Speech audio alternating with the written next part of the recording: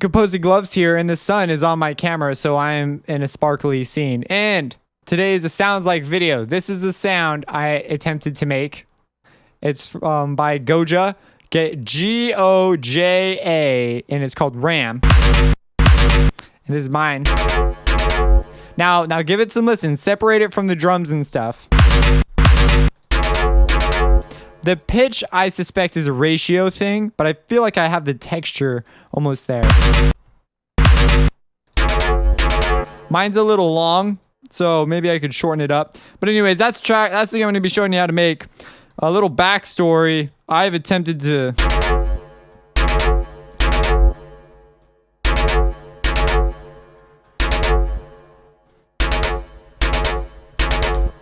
Yeah, I don't know. Anyways, this is definitely the closest I've gotten. Like, if you know how to make this, you should, like, totally post it. I am now convinced that it is just a touchy FM patch. That's what I'm convinced it is. It's just an FM patch with just the right knobs and just the right places. This patch is unique in that there's no post at all in this, for me at least. I didn't do any post. And so it's literally just this patch. And I tried a lot of methods. Like, I seriously have spent way too long trying to make this.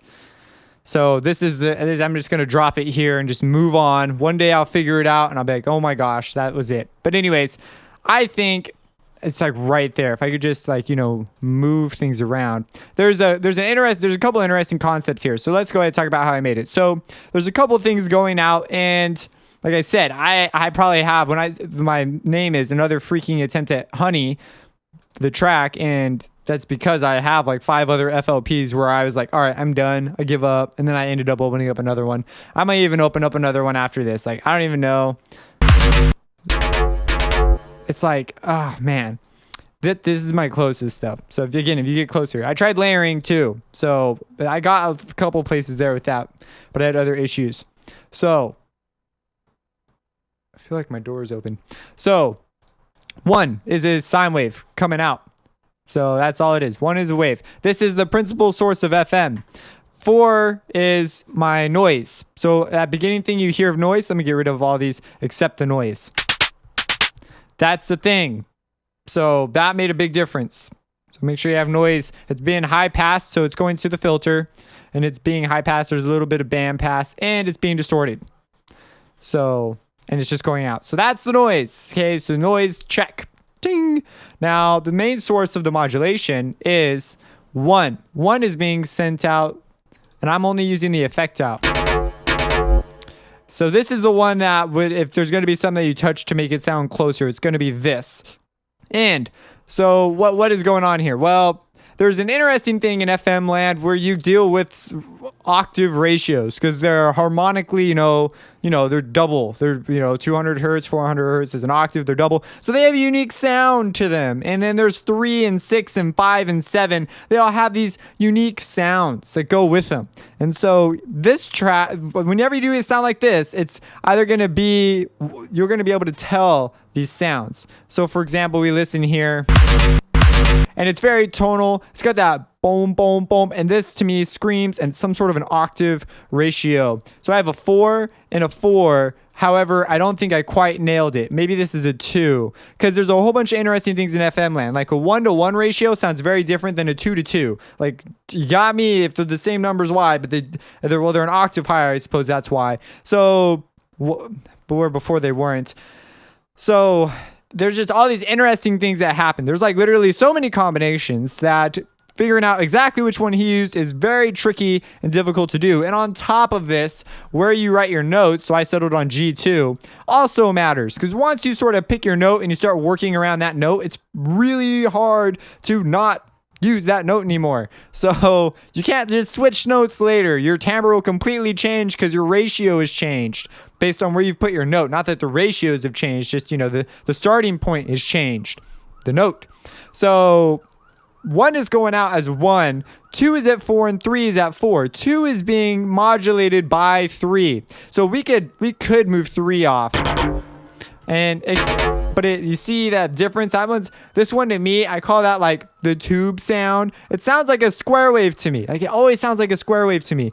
But it probably is forming square wave harmonics if I think harder about this. But the point is, this has a harmonic series And so it lines up nicer when it modulates, even through a serial relationship. So we have 1 and this.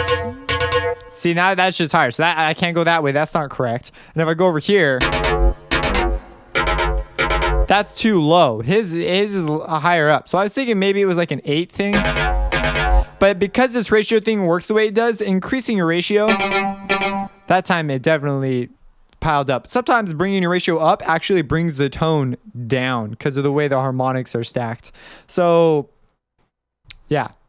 So, this is the closest I determined, though. Oh, well, 8. Oh, yeah, no, that sounds pretty close. And then you have the modulation index to worry about. So, like, these are I'm convinced that these knobs hold the secret. But if I could just get them in the right spot, I bet I could get this. Then afterwards, I could deal with EQ and stuff, which I'm sure exists all over this.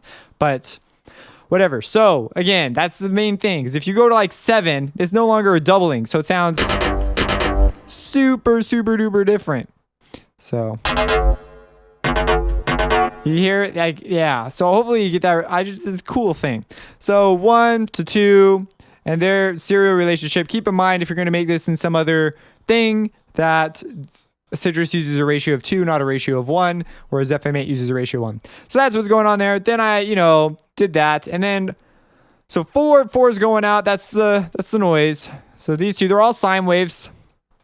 I tried triangle waves, but they add the nature of the triangle wave because the triangle wave has a sound about it too. And so when I introduced that was just, I didn't feel like I was going in the right direction to get that slurry metal sound that he sort of has here. And so 1's coming out. Let's follow through. Okay, so we have this going on. I sent it to filter 1. So Citrus from the ground up, and I have an FM series if you're interested, if you like your stuff's going over your head. So filter 1. And it is 1, and it's being low passed. Surprisingly, the low pass is on, but the cutoff is all the way up. That's just how I chose to turn the filter off. I'm sure there are consequences, phase-related consequences, but I don't care. And that's what's going on here. The main reason I sent out filter 1 was because I was trying to get to the effects, and then I remembered, oh yeah, the effects are separate. So I just left it there. So filter 1's coming out, but the effect is the main send out. So the effect out, so just so we're clear, it's going through filter 1 and coming out the effect out on filter 1. I could theoretically just send it out up here and get the same result, as you can see. But, I did that. It sounds pretty much the same. So effects, what's going on here? So the effects, I messed with the chorus. Chorus is super duper important. Without it, this is going to be also way louder. So... Oh, it's on an order of 0. You need an order of at least 1, I guess. So that's a lot louder. It's not as loud as I anticipated it being. But anyways, I did 2. It slurs them. Chorus just creates a copy. I've turned the, depth up, the speed up. But not too much. Too much would be bad. The delay's up. The spread is all the way up. And the volume's all the way up. And I turned the volume down. I don't remember if it shouldn't have, it's just the send. I believe it's the send. It shouldn't have impacted anything. And then on the color, I turned the reverb on and did that. I could probably mess with some delays here and get you something even more tube. I call it tube-like, square wavy-like. Anyways, color's on, the reverb, and the volume's been brought way down. So there is reverb, but it's very, very short reverb, or at least not very effective. It contributes to its sound, that's that plasticky tube sound. And then the out for filter 2, which is the noise, which is, that's the shape. They sound very, very, very separate when you peel it apart like that. As far as things that are linked, modulator 1 has mod X doing this, and that's it. There's nothing else on. So this is moving, creating the sound, and this sound is this button. So I have 2 things going on here. First is the modulation. This is what I have. This could make a big difference too.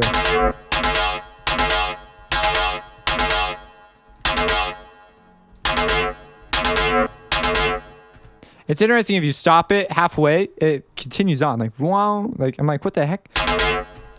So, and then the volume multiplier. Now, what is this thing? What are you talking about, volume multiplier? Well, you could automate this volume or this volume over here. But those are all nightmares. I automate by preference this one because it was specifically put here to be automated. That way you have a volume thing you can automate. That's not something you might mix with later. So I automate this one. At least I try to. I'm making it more into a habit. But anyways, that's the one that's moving. So that's this volume knob. And why is that there? Well, because if this isn't here, it blurs together. The notes are not clearly defined, even with spaces in between them. So I have spaces in between them and it still is blurrying. And so I did that. So yeah, that's that sound. That is what I made. So this is by far, I think, the closest. I want to show you another one. Actually, I'll show you a couple other attempts. So anyways, if you have any questions about that, you can drop them in the comments, you know, la la la. It's pretty self-explanatory. It's a bunch of sine waves being FM'd. Maybe you have a better way. I've tried the saw wave. I heard other people try doing a saw wave thing, and I was not getting close. But I tried, I believe it's on hard sound. Yeah. So I tried doing it here, and I got a cool drop thing instead. So this was one of my attempts. So it's not even close. Not even anywhere near close. But I got this cool drop thing as a result.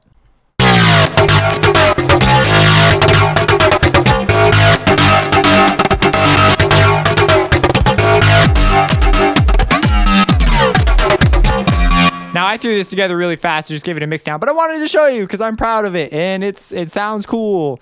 The drop obviously in the mix and everything could use work, but it's cool sound, very useful sort of sound, and it's super versatile. But this sound is like a video all on its own. Like it looks harmless until you open up the post, and then you're like, oh, that's not harmless. And then there's one other.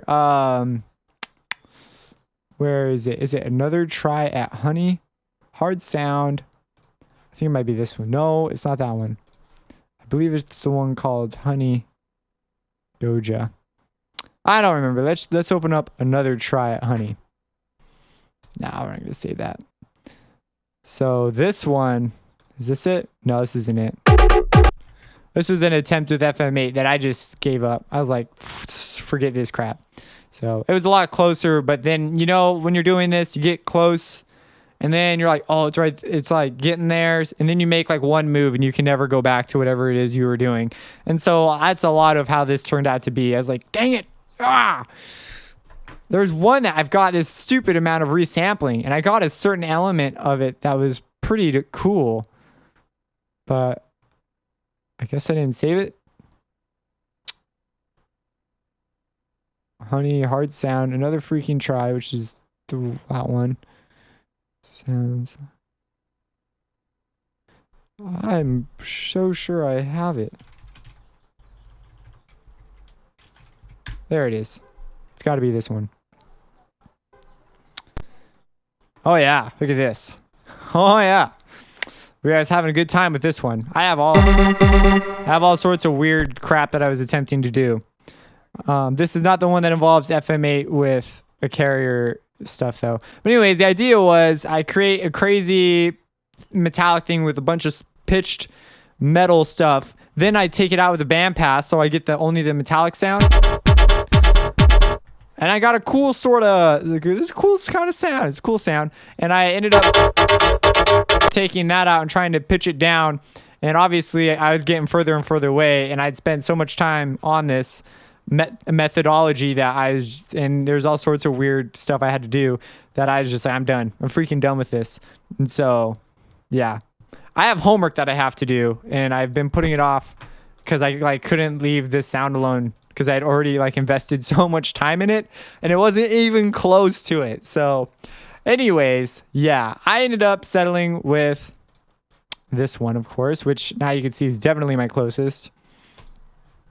It's just a fun challenge, you know? It was a fun challenge. But by far, that's... Oh, man. Anyways, if you can get closer, let me know. Drop it in the comments. Subscribe and have a blessed day. Demonstrated that in other videos. So if we just do this, that's the sound I have. That's what I got. what's cool is it changes on each note. So I hit a lower note, it sounds different than a higher note. And the reason is it's based on a ratio and it's using FM. So right now, so if I